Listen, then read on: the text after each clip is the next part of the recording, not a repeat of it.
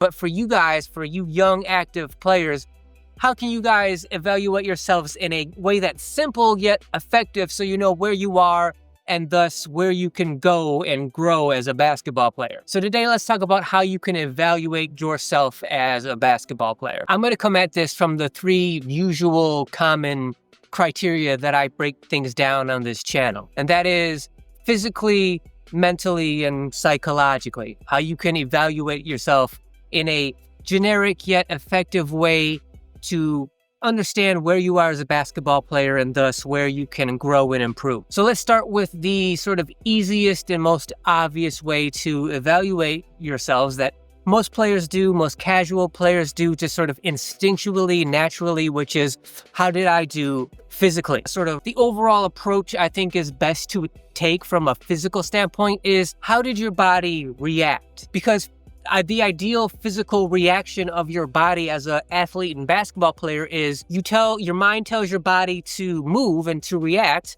And from that, you expect your body to immediately and automatically do what your mind tells it to do, the exact way, the exact intensity that you expect it to perform. The overall idea being all of your physical movements are automatic and exactly what you expect them to be. Now, your expectations have to be realistic. Like, as a player, as an athlete, you will never jump as high as you would like. You will never be as fast as you want to be. But from a realistic expectations point of view, ideally, physically, when you tell your body to do something, if your body does that from a physical standpoint, then you're great, right? But most players, there's always some kind of improvement that can be made, right? You're not going to move as fast as you would like. You don't jump as explosively or high as you would like. You're not laterally as quick or as light on your feet as you would like to be. Maybe your reaction time isn't as quick or as automatic as you would like it to be. Those are the kind of things that you should keep in mind as you're evaluating yourself from a physical standpoint. Realistically, could your body have responded and reacted better? Or are you just already top tier? The reason this is the most common way for players to evaluate themselves is because it's the easiest. It's like, okay, well, I didn't run as fast as I would have liked to.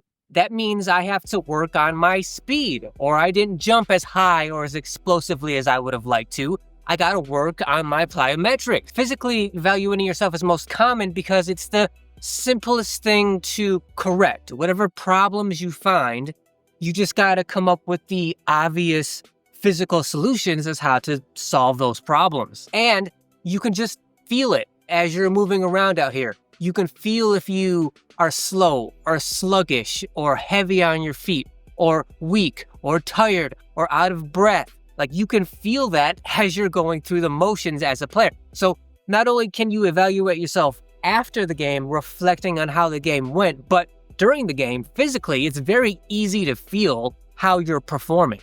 If you're performing well, then you feel great. If you're slow, if you're sluggish, you're tired, if you're heavy on your feet, you can feel that immediately as you're playing. And all of those things are completely correctable. They're very simple. It's not easy to do, but the solutions themselves are fairly simple.